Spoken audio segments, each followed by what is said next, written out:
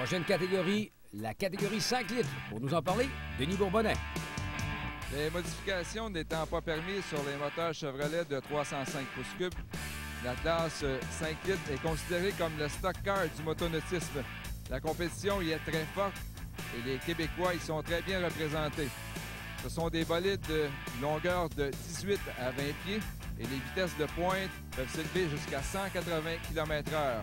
Le record canadien sur un parcours 2000 appartient à Claude Bergeron.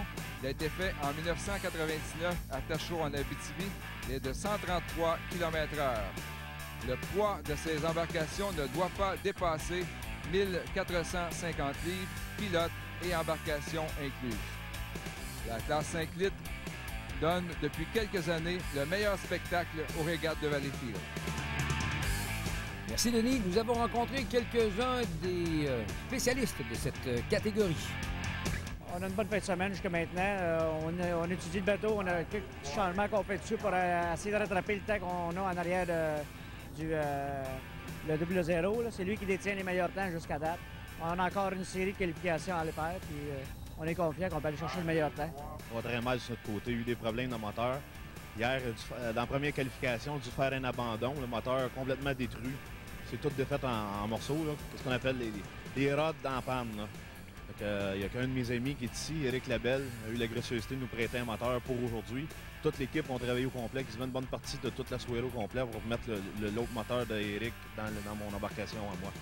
Mais ce week-end, ça a très mal commencé hier en qualification. On était en avant d'à peu près une vingtaine de longueurs de bateau.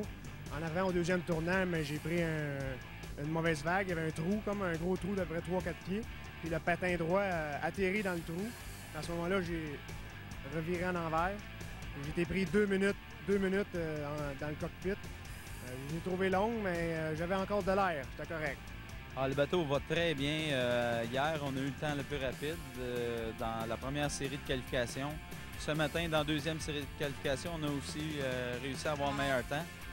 La troisième série de qualification, on a pris un risque. On a essayé une hélice, puis ça n'a réellement pas bien été. Alors, on souhaite, après la troisième série de qualifs, tantôt, on va avoir les résultats.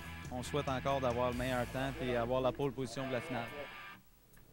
Une position de départ qui est toujours très importante. Denis, on se prépare à s'élancer pour cette épreuve de catégorie 5 litres.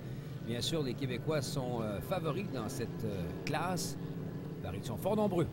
Oui, au niveau des qualifications, là, c'était Howard, Bergeron et Shannon, les trois favoris.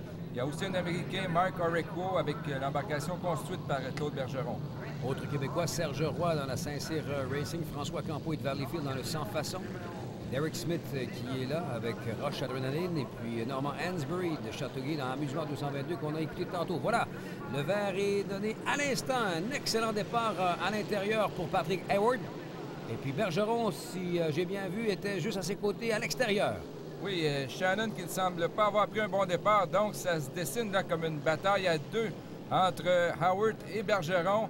Et Howard, et même, c'est étonnant qu'il semble distancer Bergeron dès le départ avec déjà près d'une dizaine de longueurs d'avance. Oui, dans la Valleyfield hydroplane.com, on devance l'embarcation Autopro de Claude Bergeron.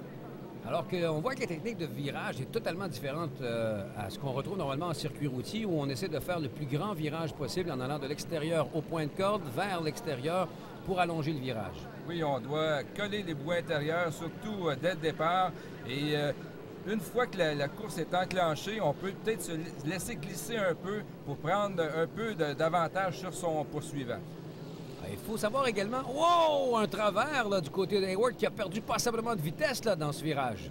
Oui, Patrick a eu beaucoup de veine. S'il aurait détruit cette bouée, il aurait été disqualifié automatiquement. Il a seulement effleuré, donc peut poursuivre la course.